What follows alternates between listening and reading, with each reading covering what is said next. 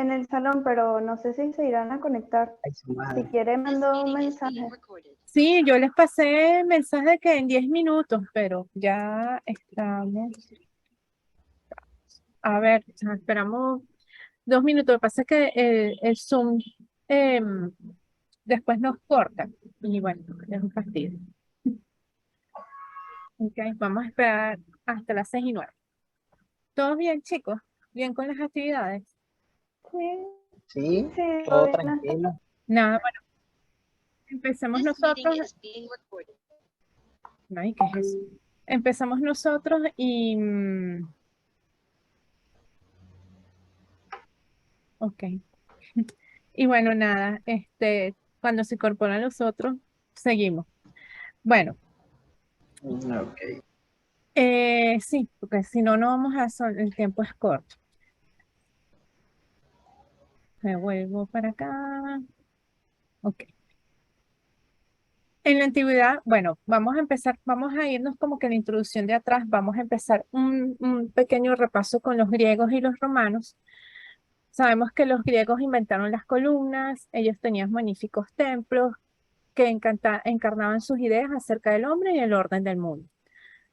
Los romanos, al someter a los griegos, adoptaron lo que ya estaba creado y a su vez introdujeron sus propios elementos en su arquitectura, como el arco, las bóvedas y las cúpulas. Estos tres elementos, junto con las columnas, va a ser algo que va a marcar durante mucho tiempo, ¿ok? Durante la arquitectura, lo vamos a ver en diferentes periodos. Y van a ver cómo en varios intentos han querido recuperar esos tipos de elementos, ¿ok? En la arquitectura griega, bueno, ustedes conocen que, bueno, eh, voy a compartir en algunos momentos y en otros me iré.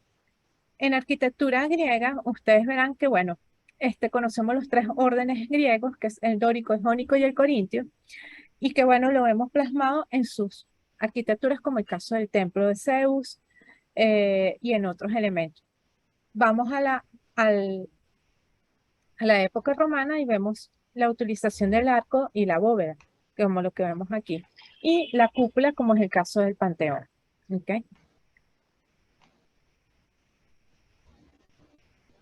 Luego, en el siglo IV, el emperador Constantino aprobó el Edicto de Milán, lo cual puso fin a las persecuciones religiosas que había contra los cristianos.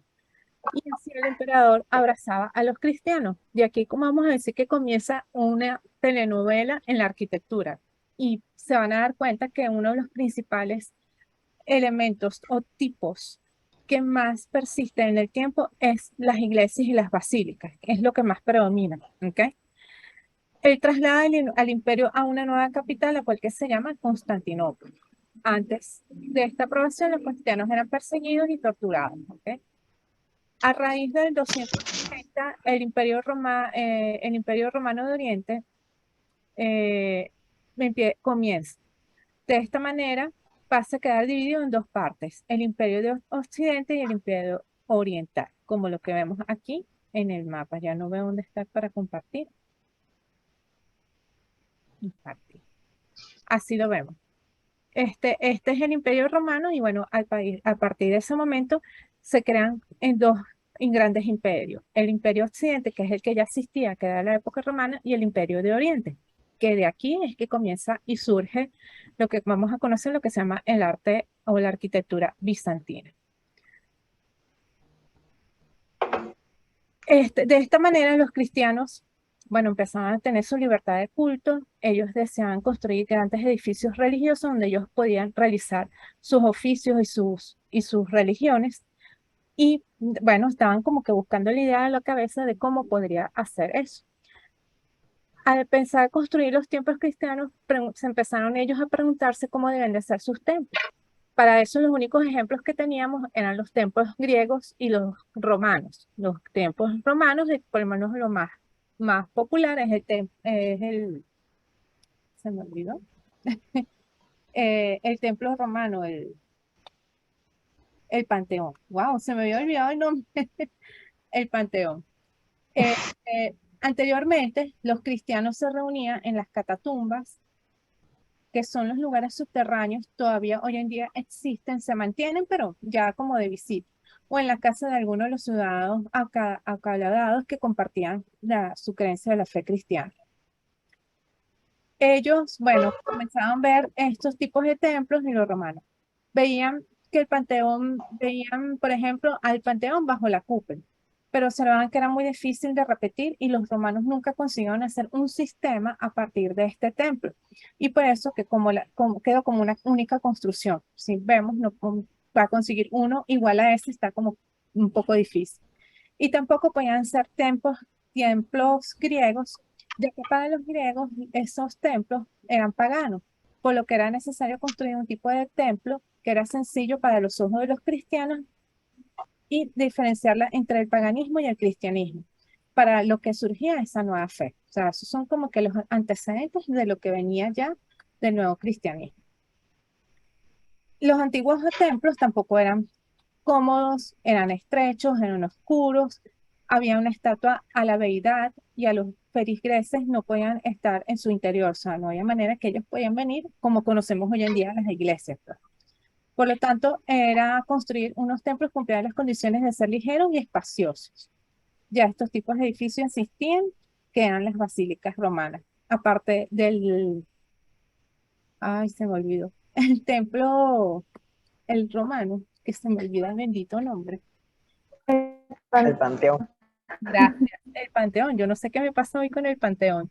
Estaban las famosas basílicas romanas. Déjame ver si por aquí, vamos a poner aquí los ejemplos para que vean cómo eran compartidos. Antiguamente, estas eran como eran antiguamente las basílicas romanas. Entonces ya es lo que quedan los restos. Pero bueno, más o menos que tengan una idea, ¿ok?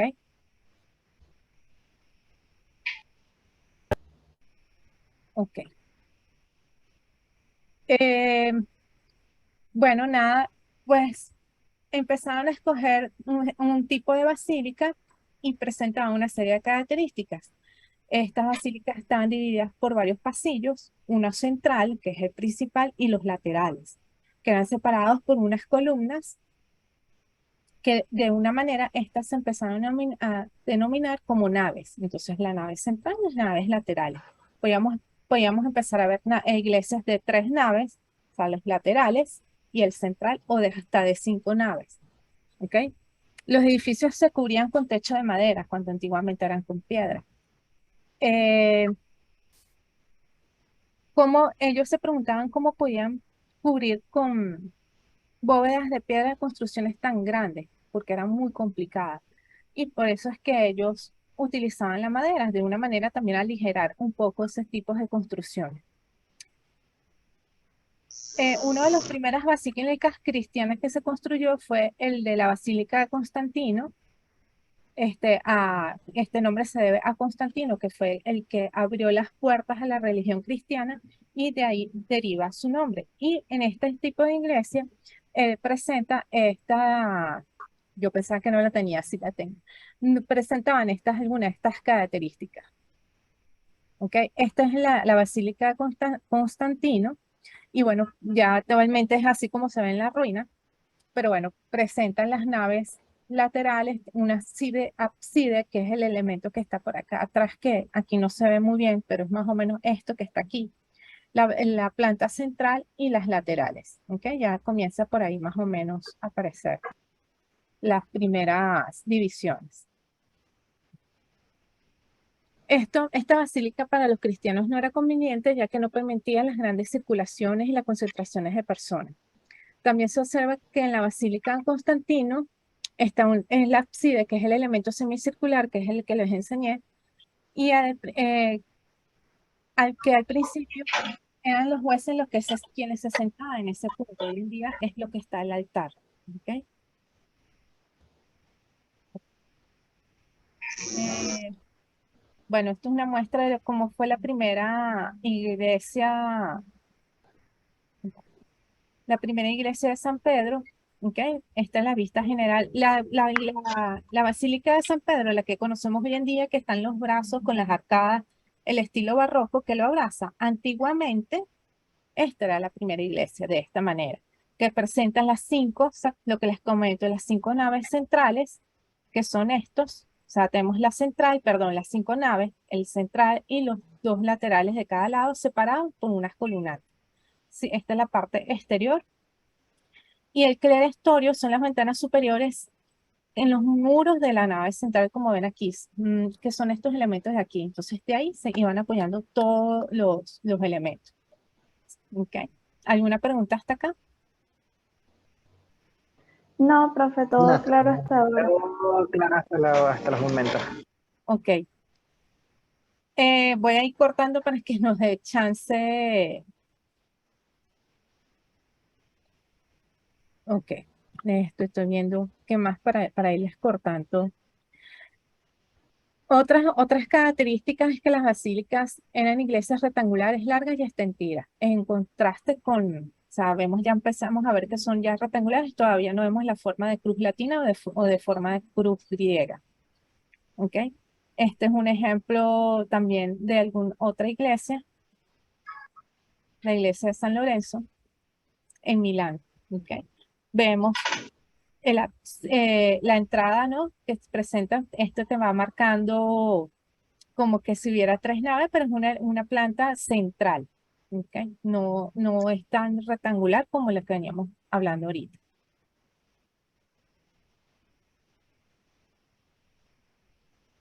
Ok,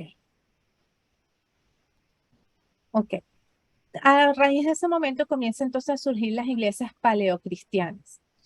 Eh, Volvemos a repetir, están las naves central, o sea, las naves separadas por columnas de las laterales.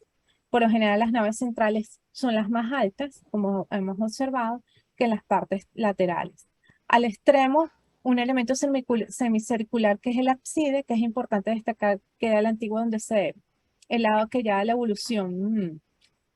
Hay un, o sea, por lo general se ubicaba al lado oeste, ya que la evolución de la basílica iba de oeste a este. Y también había como que una creencia toda mística de que, aunque el sol sale en el este y se oculta en el oeste, pero también, o sea, había una cuestión que lo asociaban, o sea, el lado oeste era el lado malo y el lado oeste era el lado bueno. O sea, lo sucedía porque era la oscuridad, simbolizaba la muerte del lado oeste.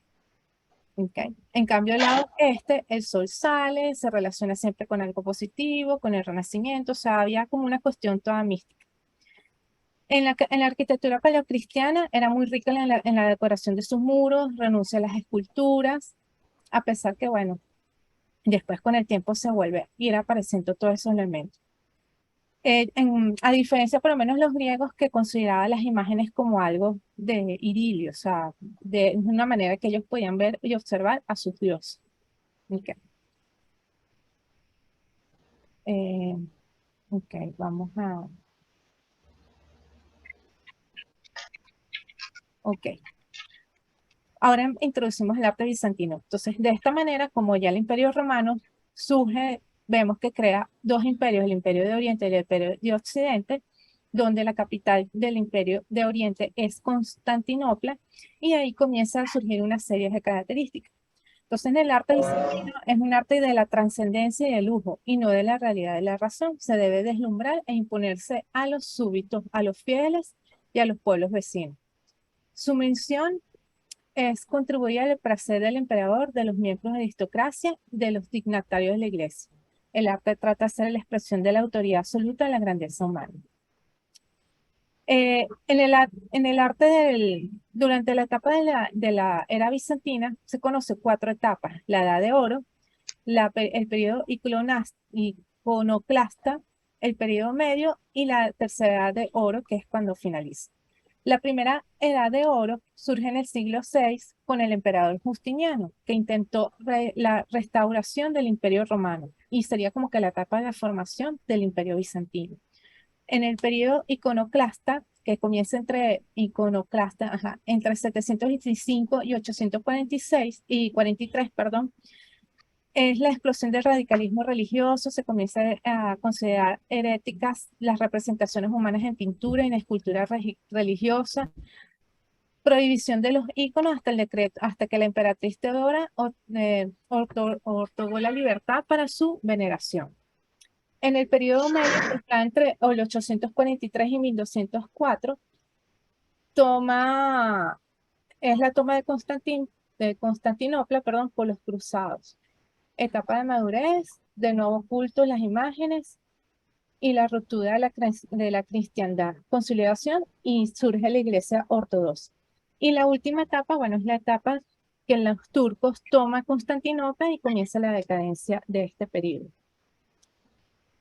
Durante la época bizantina, o durante todas estas etapas bizantinas, vemos varias series de características que usan la piedra y el ladrillo cubriendo los muros con mosaicos. También vemos el uso en los mosaicos mucho del color oro. O sea, si observamos, vemos mucho el elemento del oro. Elementos sustentados a través de arquerías de medio punto, empleo sistemático de la cúpula sobre pechinas. Ahorita se les enseño. Bóvedas de cañón y de arista. En cuanto a la decoración, placa de mármol de colores, mosaicos y pinturas sobre fondo de oro, lo que les comenté antes. El lujo ornamental oriental se apodera en todos los ámbitos de los edificios. Se crean grandes espacios unificados y centralizados bajo las enormes cúpulas. Simboliza las grandezas del emperador. Las plantas son de forma de cruz griega o poligonal. Aquí comenzamos a ver ya una definición en las plantas de los templos, ¿no? La cabecera de los templos es rematada en uno o tres ábsides semicirculares o poligonales. En ambos lados aparecen dos sacristías y una cancela de separación de los fieles y del presbiterio. Las naves son de 3 o de 5. El piso sobre laterales de tribunas abiertas son de aro a la nave central y se da precedente del trifórtico gótico. Y ahí pueden sustituir las mujeres. Entonces, déjame... Este es uno de los, como serían las características del capitel bizantino. Este sería la planta de forma de cruz griega. Y tenemos uno de los grandes ejemplos, que es la iglesia de Santa Sofía en Estambul, que es uno de los ejemplos más emblemáticos de la arquitectura bizantina. Los elementos estos, las pechinas, son estos elementos. Ay, ¿por qué me salió esto? Bueno, aquí, este elemento que está aquí, este elemento que es este, son las famosas pechinas. Entonces, la cúpula está apoyada sobre esos elementos. ¿Sí lo ven? Son 4. O sea, si lo vemos en planta, Sí. serían estos que están aquí. Y Como los predominan semicírculos. como semicírculos. La cúpula es esta, ¿cierto? La planta, el dibujo de la Ujú. cúpula en planta es este circulito de aquí. Las pichinas estaría como que, si vemos en el corte, que es más fácil, las pichinas es esto que está aquí. ¿Cómo lo hago para...? Ok. Sí, sí se ve, profe. Ok, ok. ¿Sí lo ubican? Sí. Sí. Ok, o sea, estos elementos que están aquí, esos son pichinas. Por lo general, van decorados o van pintados, pero en la arquitectura bizantina, o sea, si se fijan aquí en esta isometría, está todo decorado en color oro. O sea, y es, bueno, uno de los elementos muy destacados en esta iglesia. ¿Ok?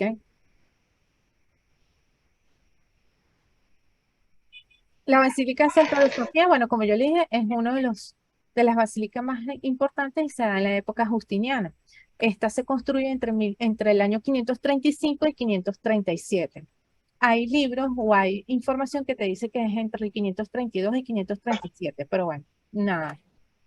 Eh, cuando Justiniano llegó a Constantinopla, estalla una gran rebelión que destruyó la iglesia y que ahí se encontraba en una zona. Él, tras ahogar la ciudad de sangre, decidió inmortalizar su victoria sobre esta revuelta al construir un templo. Ordenó levantar una construcción para ese momento el mundo no había visto hasta entonces, que es la iglesia de Santa Sofía. Como observaban en los capiteles del bizantino, no son ni dóricos, ni jónicos, ni corintios, sino son propios, son de formas cónicas, o cuadradas, pues. Y, este, y es algo muy característico de ese periodo, ¿ok? La iglesia de Santa Sofía se separa de la tradicional basílica romana. Tiene una nave central de 33 metros de anchura y la altura máxima de la cúpula donde está es de 55 metros de altura. ¿Ok? ¿Alguna pregunta hasta aquí? No, No, todo profe, bien, profe. también que, bueno, sí, allí también aplicaba lo que era el relieve en cuanto a la escultura Ajá. del bizantino, como tal. Ah, Eh, ok, que tenía sí, esa duda allí. de por sí, en, la era bizantina no se ve tantas esculturas, se ven más que todo pinturas. Y las esculturas son más que todo El relieve, en como tal. relieve, exacto. Y en las pinturas se observa mucho el color oro, o sea, y en mosaicos, se aplica mucho el mosaico, o sea, es una característica. Y durante esas evoluciones del bizantino, la arquitectura también ha evolucionado muchísimo. Por lo menos en la última edad de la era bizantina, la iglesia de San Petersburgo, que tiene esas cúpulas encebolladas, que son así todas redondas, es otra característica de las iglesias bizantinas, pero ya como que en la última etapa de oro, o sea, la final, pues. ¿Ok? Ok, La iglesia de San Marco en Venecia tiene características bizantinas, o sea, si vemos en la entrada, en los tres, a donde están los arcos, arriba de los arcos, vemos unas pinturas y esculturas en oro. Eso también es propia de la característica bizantina. Bueno, va finalizando la era bizantina. Se vuelve en la época, durante el periodo de la era románica, se comienza a ver otra vez el arte antiguo. ¿Cuál es el arte antiguo? Volvemos a los romanos y a los griegos. Se dice que la época románica es como que el primer renacimiento. O sea, aparte del renacimiento florentino, que es el que todos conocemos en general, han habido anteriores renacimientos pequeños. Y uno de ellos, vamos a decir que es el románico, porque ellos vuelven a retomar esa arquitectura, esos elementos arquitectónicos de esa época, porque, bueno, les parece mucho más elegantes, más importantes y le da como que un pie importante, como una marca muy importante como el imperio. A ese renacimiento le llaman el renacimiento carolingio de Carlos Magno y representa como que el punto de partida de la arquitectura románica. La arquitectura románica se comienza a llamar así en el siglo 9 y 10. Antes recibía el nombre de las tribus. Antiguamente, cuando ella surgió, nadie le decía, mira, esta es o sea, está la arquitectura de Roma y la de griega. Entonces, cuando empezó a surgir la románica, decían, ah, no, esta es una arquitectura románica. No, decían por el nombre de las tribus. Por ejemplo, en Inglaterra existían los normandos, entonces le decían, ah, esta es una arquitectura normanda, porque los identificaban con el tribu de la zona. Y así sucesivamente. Eso es lo que iba corriendo. Ya con el tiempo, ya en el siglo, el término ya definido, sale en el siglo XIX y el románico viene como retoma todos esos elementos o logra retomar los elementos de la antigua Roma, que es que son los principales, el arco y las bóvedas y las columnas. Entonces, románico. O sea, es la manera en que ellos generaron ese tipo de elementos. La arquitectura románica se caracteriza mucho por la presencia de muros gruesos. No se ve tantos adornos como se veía en la bizantina, se presentan muy pocas ventanas y si hay ventanas son pequeñas y estrechas. ¿Ok? Y actualmente es difícil de encontrar ejemplos puros de la arquitectura románica porque cuando surge la arquitectura románica, de alguna manera choca con el inicio de la arquitectura de la era gótica. Entonces, durante el gótico han habido restauraciones de aquellos templos románicos. Entonces, bueno, estos más o menos algunos ejemplos que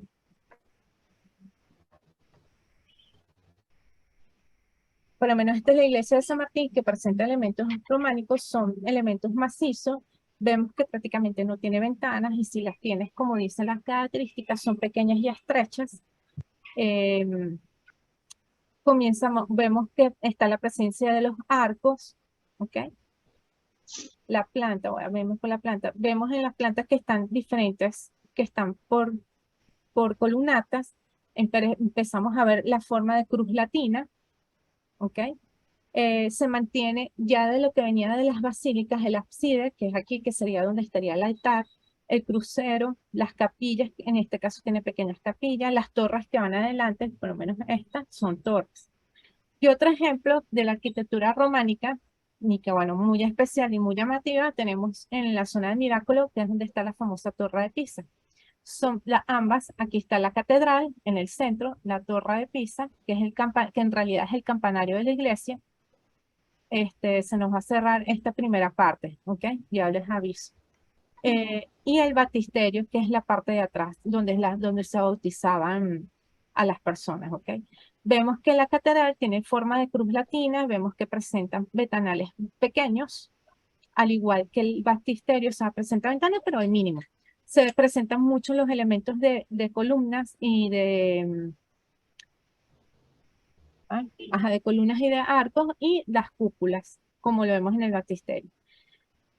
Se dice que cuando se construye la catedral, no se había construido el campanario. Entonces, el campanario era muy importante por muchas razones, no solamente para llamar a los feligreses, sino también como para protegerse de las invasiones.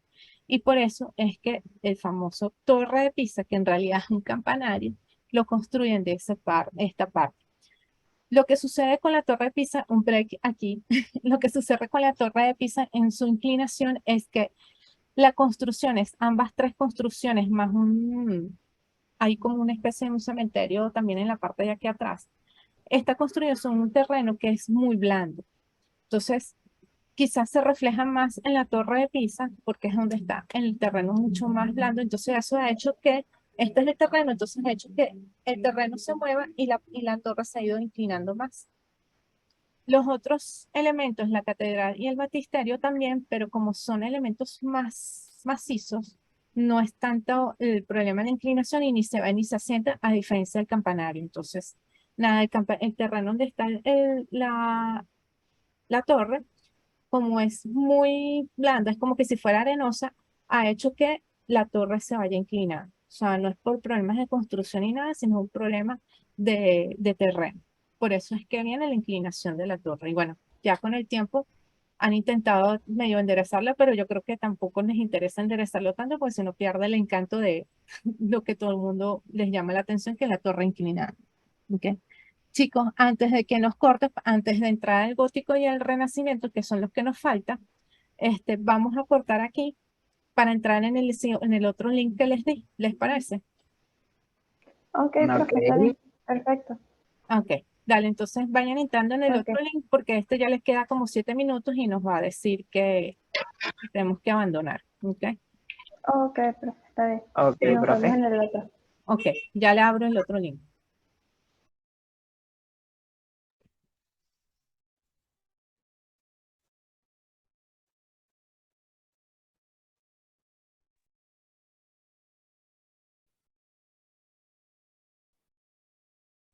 Bueno, chicos, como somos los tres,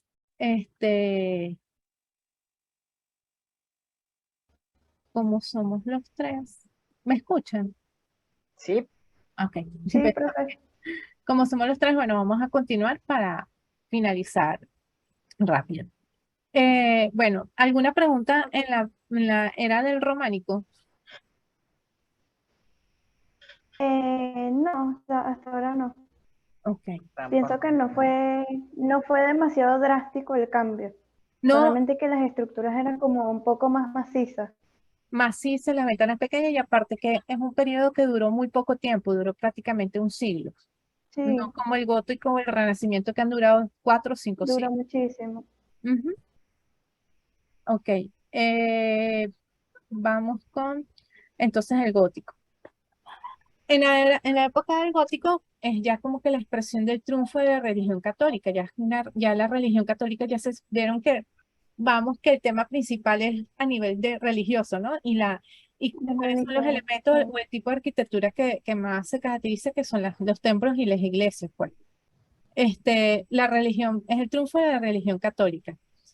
En el gótico también es una expresión del carácter nacional, es el resultado de un desarrollo arquitectónico coherente, es una expresión de filosofía escolástica y es una época en que la Europa estaba como muy estable, tenía mucha prosperidad, siendo que Europa, teniendo muchas tribus o muchos grupos en diferentes zonas de Europa, había muchas guerras entre ellos, entonces nunca estaba tranquilo. O sea, Europa siempre ha sido un continente de constantes guerras. Entonces, durante el gótico fue una época de tranquilidad, de prosperidad, y eso ayudó mucho a surgir grandes estilos. El estilo gótico aparece entre el siglo XII y el siglo XVI. El gótico rompe con el pasado, ellos rechazan las piedras cerradas y macizas, la ala frontalidad de las iglesias y la ala frontalidad de las iglesias románicas. Las construcciones son más ligeras y más transparentes, que enfatizan las diagonales y las aberturas. La división de los interiores en celdas con bóvedas de crucerías, las bóvedas que son las bóvedas que son cruzadas, que lo hemos visto en la era bizantina, los arcos ojivales que ya empezaban a aparecer en la arquitectura románica, pero ya aquí se pronuncia más, estructura esquelética y las grandes alturas, que eso le permite, que era algo que recordemos en la parte paleocristiana. Se recuerdan que los cristianos, una de las cosas que no les gustaba era la oscuridad que presentaban los templos, y con el gótico, al empezar a ver grandes alturas en las iglesias, comienzan a ver entradas de luces mucho más grandes que en lo que ocurrió en el románico, que con esas ventanitas todas chiquiticas no permitían, ¿no? Entonces, aquí, compartir. Déjame.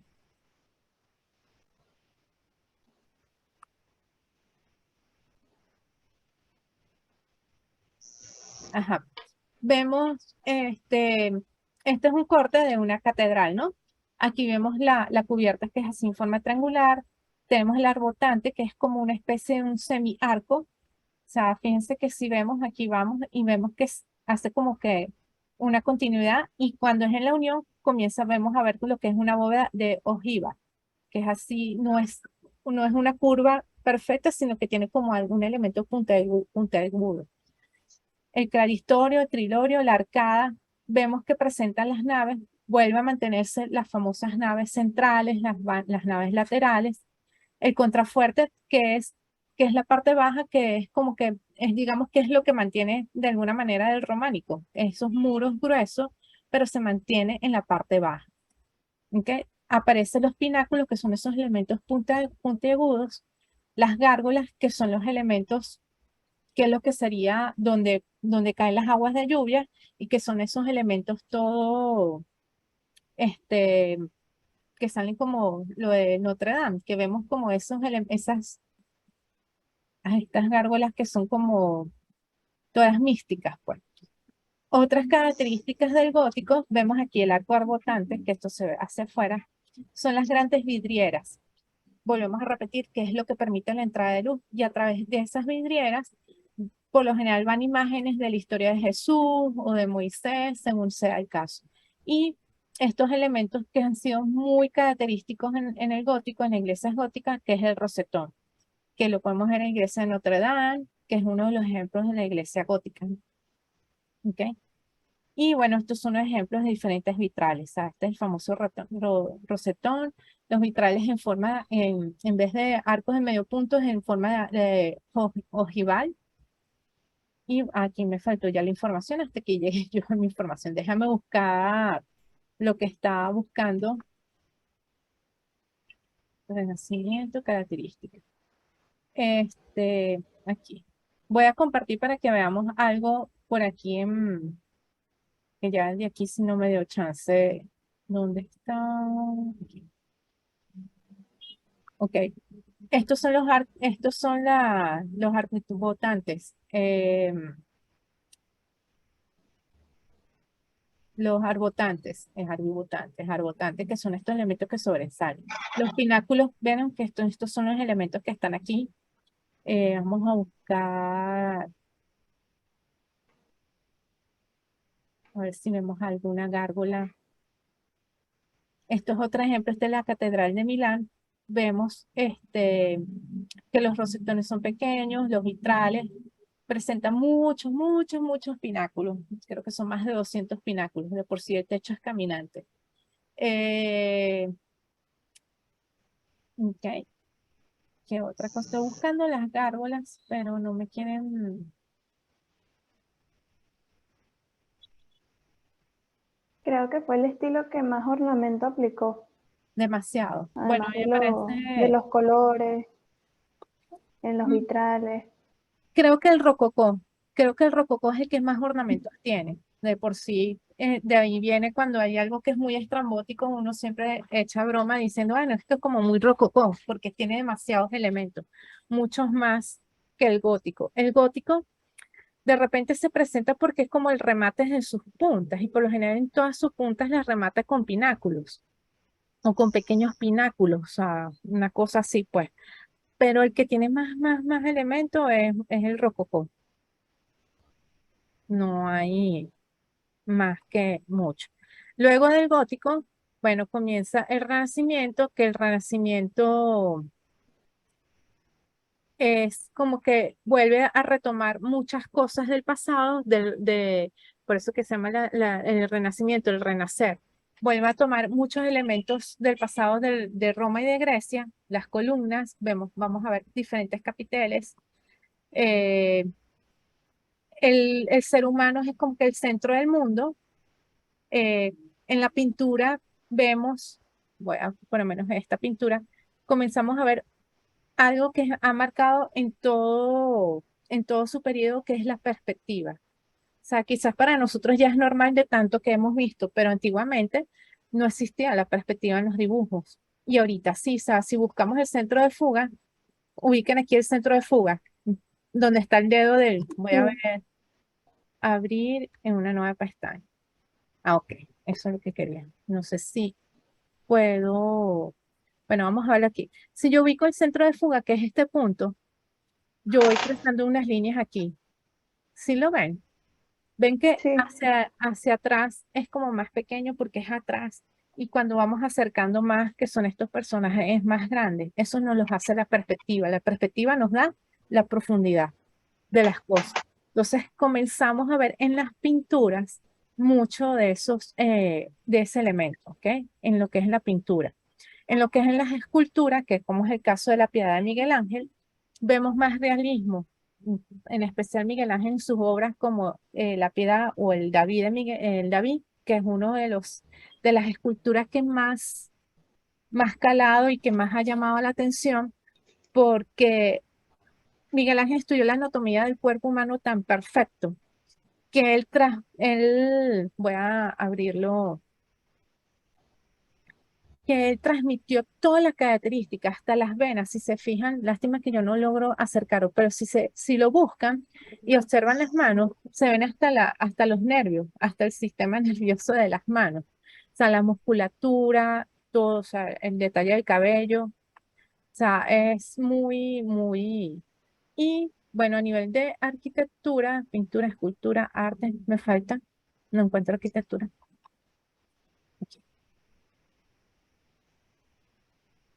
Prevalece, o sabemos que prevalece, vuelve a prevalecer la cúpula, la famosa cúpula de Brunelleschi, las plantas, mantienen ser de forma de cruz latina, comienzan a ver los frontones, estos elementos de aquí que están aquí. Estos son frontones que son muy característicos de qué arquitectura.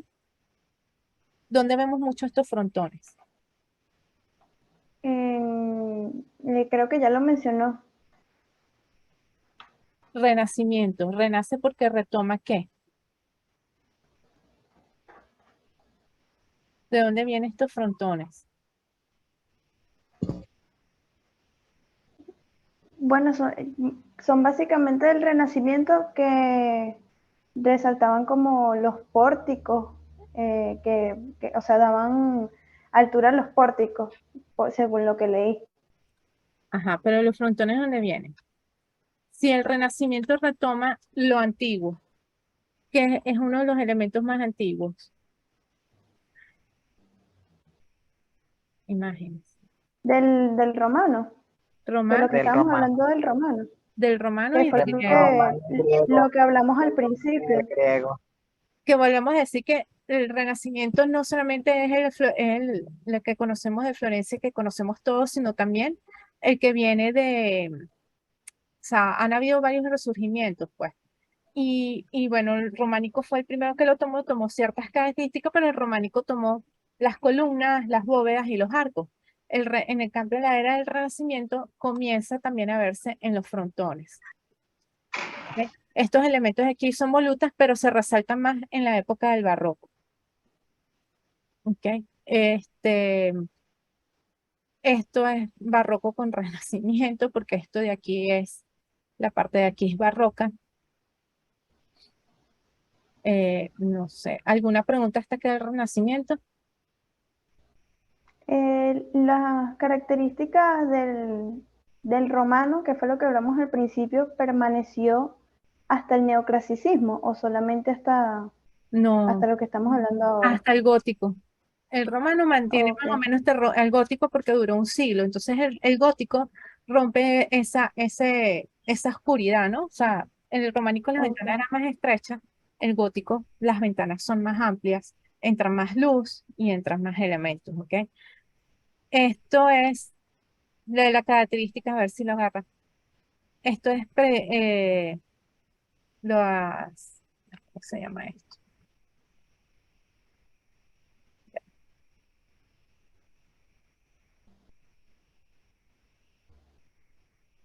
Esas no son las cúpulas. No, pero estos elementos, las pechinas, Los ¿ok? domos. La cúpula, pero está sobre unas pechinas. ¿Lo ven? Ah, sí, Ujú. sí. Aquí se ve mucho mejor. Esta es la Basílica de San Pedro, porque aquí abajo está el altar donde está enterrado San Pedro. ¿Ok? Bueno, yo creo que hasta aquí, esto es lo que pude levantar. Me faltó el barroco, que el barroco surge después del Renacimiento, el barroco y más o menos entra el rococó, ¿ok? Vamos a barroco. Sí, incluso creo que al final del barroco entra lo que es el rococó, Ajá. que lo consideran algunas veces como la última etapa del barroco. Está como más incluido en ello que aparte. También lo leí al respecto. Y Y en, lo de los ornamentos y eso. y en el barroco comienza a surgir otros elementos como las columnas salomónicas, que son estos elementos, columnas salomónicas, que son estos elementos así todos, este, Tallados, son tallados. no, es como que se hubieses agarrado la columna y lo hubieses hecho así, que lo hubieras como que torcido, Mm. como que se hace una torsión, ¿ves? Si se fijan. Y en las iglesias comienzan a ver retablos, que son estos elementos que son las que conocemos hoy en día, pues que están, bueno, y más. Hoy en día no, sino que esos son las influencias que cuando la época de la conquista, cuando Cristóbal Colón conquista América, es como que vamos a decir que estaba finalizando el gótico. Entonces, la primera construcción que es en Santo Domingo es la casa del hijo de Cristóbal Colón, que es la Alcázar de Colón, y presenta características góticas, o sea, grandes arcos, unos ventanales, pero es una casa, o sea, súper sencilla, tampoco es así.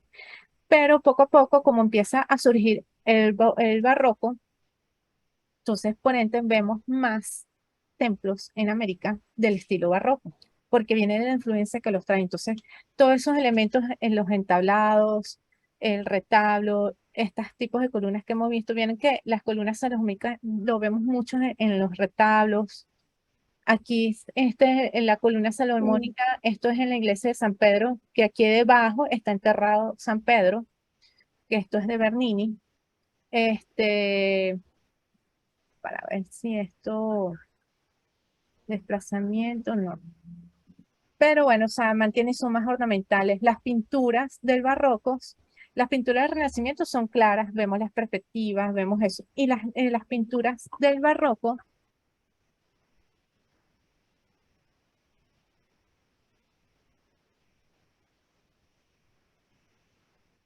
Creo que es más que representan, todo el realismo. Sí, es más realista también, aunque se dice que presenta más el claro oscuro, también presenta Las sombras. las Ujú. sombras, eh, digamos que se mantiene, en las perspectivas se mantiene mucho más en el Renacimiento que en el Barroco. Si nos fijemos, no es que no hay perspectiva, pero no es tan marcada como lo vemos en el Renacimiento. ¿Ok? Bueno, no sé. Y el neoclásico, la palabra neo, todo aquello que lleva la palabra neo delante de alguna, significa nuevo, neoclásico, o sea, el nuevo clasicismo, la nueva arquitectura romana, la nueva arquitectura griega. ¿Qué vemos en el neoclásico? Neoclasicismo. Me voy en características. Me voy en, no, quiero buscar arquitectura. Ya no le llaman el Renacimiento, sino un neoclásico. ¿Qué observamos en una arquitectura neoclásica? Si nos vamos para atrás, para atrás, para atrás. Que, que es mucho más limpia, sigue aplicando un poco lo que es el romano.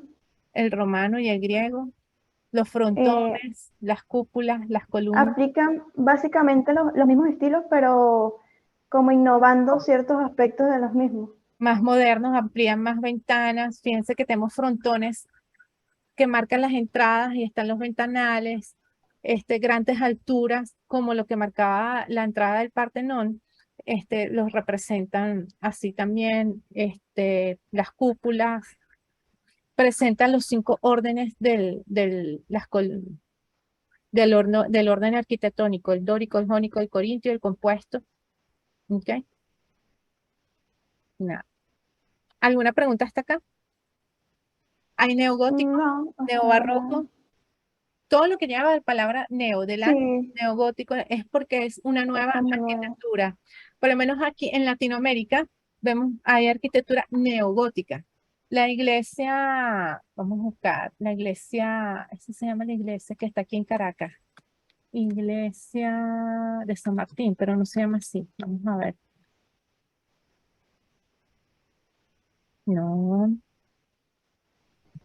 Caracas. Esa es la iglesia, esta iglesia.